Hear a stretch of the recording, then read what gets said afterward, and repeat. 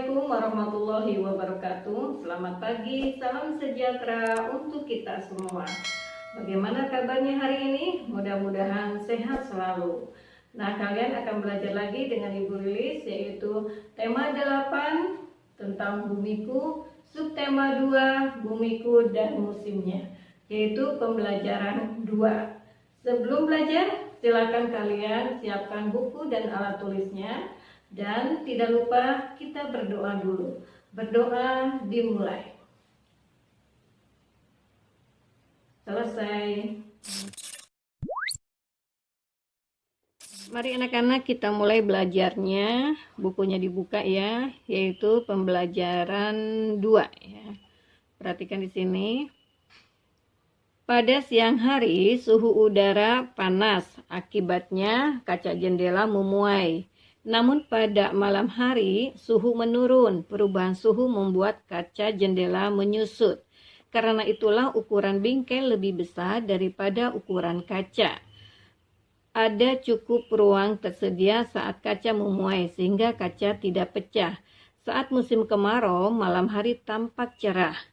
Nah, di sini akan kelihatan ada bulan purnama ya. Nah, perhatikan di sini di bawah ada gambar ya. Nah, ini adalah rotasi bumi ya, arah rotasi bumi ini. Kemudian di sini ada matahari, kemudian di sini ada bumi dan di sini ada bulan ya. Sekarang perhatikan ada beberapa pertanyaan dari gambar tersebut. Yang pertama, bagaimana bentuk bulan ya? Bagaimana bentuk bulan? Bentuk bulan ini adalah jauh dari bulat sempurna ya, yaitu dengan tonjolan dataran tinggi di sisi menghadap bumi dan tonjolan lain di sisi jauhnya ya. Itu bulan ya. Kemudian apakah bulan bergerak? Ya, apakah bulan bergerak? Ya. Bulan bergerak mengelilingi bumi melalui jalur orbitnya. Juga bergerak dengan berputaran pada porosnya ya. Kemudian apakah bulan memiliki cahaya sendiri? Di sini ya, bulan tidak ya. Cahaya bulan berasal dari pantulan sinar matahari. Kemudian apakah bulan berputar? Ya. Apakah bulan berputar? Ya, bulan berputar pada porosnya. Apa yang dikelilingi bulan? Yang dikelilingi bulan adalah bumi. Nah, dari gambar ini dan jawaban yang tadi, nanti kamu simpulkan ya. Kira-kira apa kesimpulannya? Contohnya Ibu kasih gambaran, yaitu bulan bergerak pada porosnya disebut rotasi bulan. Kemudian bulan bergerak mengelilingi bumi disebut revolusi bulan. Dan seterusnya kalian tambahkan lagi kesimpulannya yang lain. Kemudian kalian sampaikan kepada ibu dan bapak guru kalian ya. Nah, di sini perhatikan, bulan berotasi pada porosnya. Bulan berevolusi mengelilingi bumi. Bulan selalu bersama bumi sehingga disebut sebagai satelit bumi. Bulan bersama bumi mengelilingi matahari. Bulan tidak memiliki cahaya sendiri. Nah, di sini ada karena cahaya sendiri ya. Karena cahaya bulan berasal dari pantulan matahari. Di sini ada pertanyaan, apakah bentuk bulan akan selalu sama setiap hari? Nah, ini bisa dibuktikan dengan suatu percobaan ya, yaitu membuktikannya, yaitu bisa kalian nanti buat percobaannya untuk membuktikan ya, apakah bulan itu bentuknya selalu sama setiap hari ya. Nah, di sini ada beberapa percobaan caranya. Perhatikan ada di halaman. Nah, ini ya.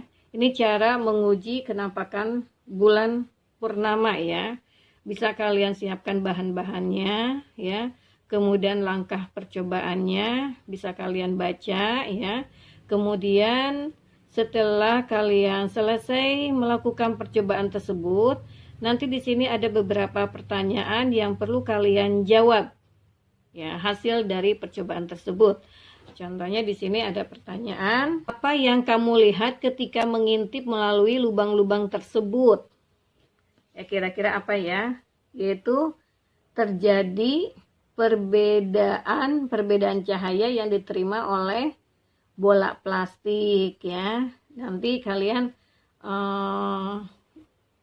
jawab lagi ya. Silakan apa yang kamu lihat ya setelah kamu mengintip melalui lubang-lubang tersebut. Kemudian matikan lampu senter, apa yang terjadi? Nah, kalian nanti silakan jawab sesuai dengan hasil percobaan kalian. Nomor 3-nya, melalui lubang mana kamu dapat melihat bentuk yang sama dengan bentuk bulan baru? Ya, nanti jawab. Kemudian ada berapa banyak fase bulan?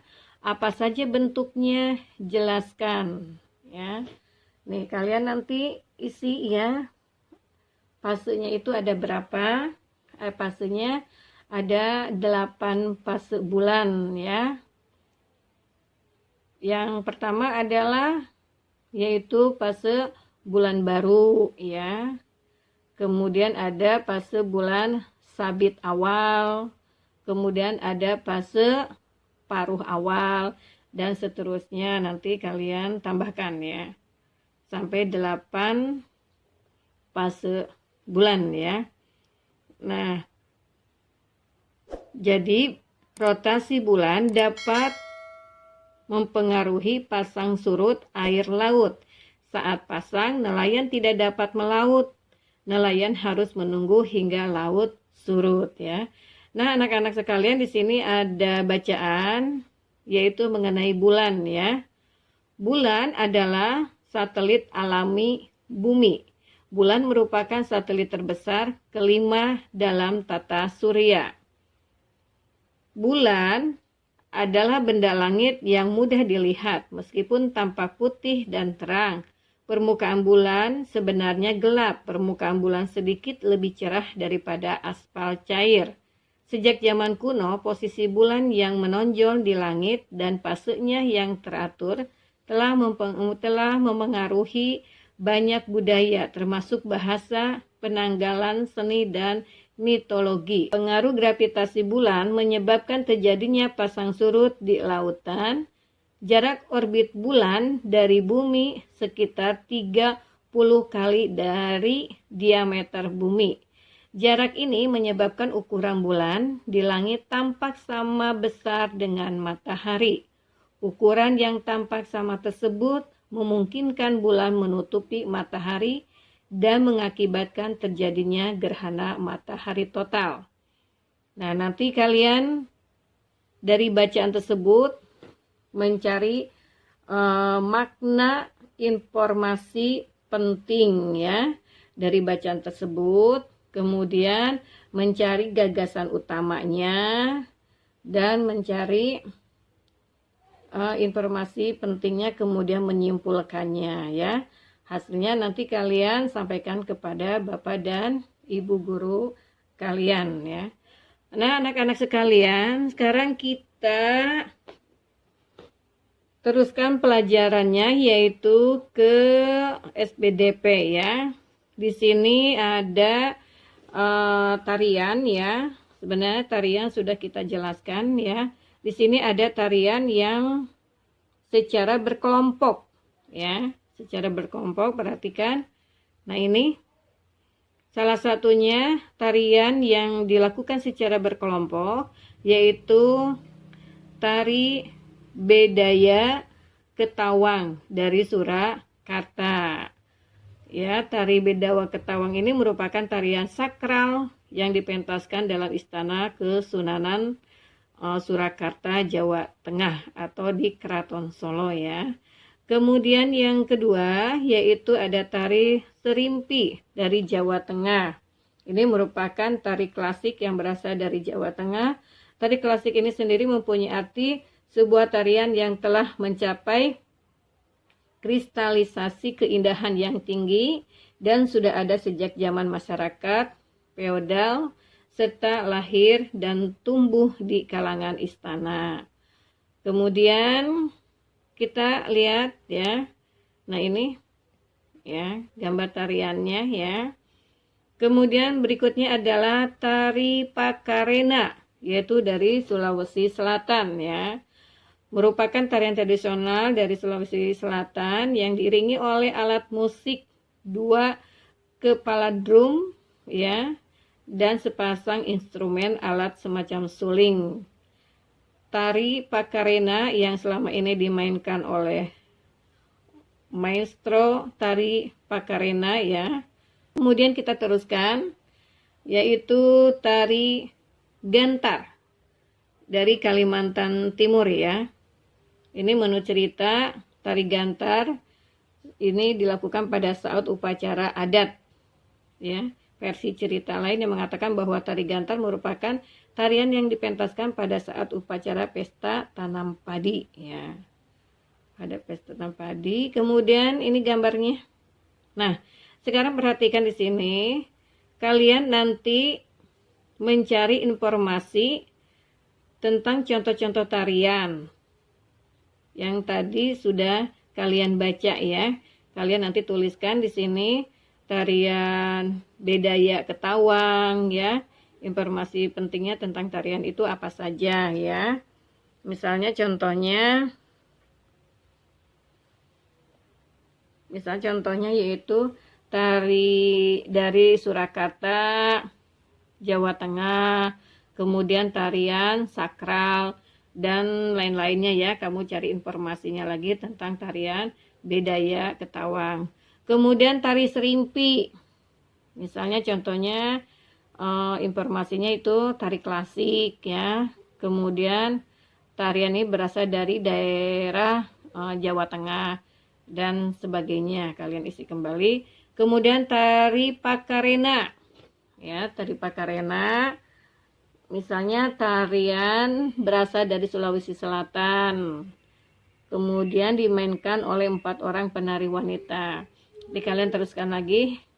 Kemudian tari Gantar ya, tari Gantar yaitu tari berasal dari Kalimantan Timur, dipentaskan pada upacara adat tertentu.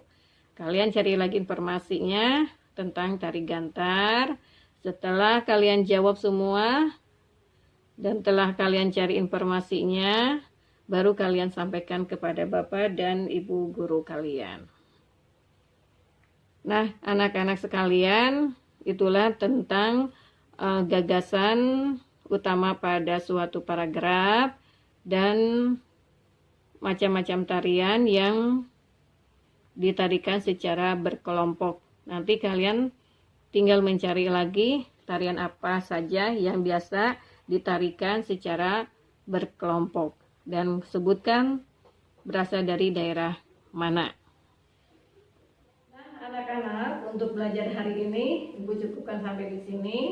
Mudah-mudahan apa yang Ibu sampaikan kalian paham dan bermanfaat untuk kalian semua. Tetap kalian belajar di rumah, tetap semangat.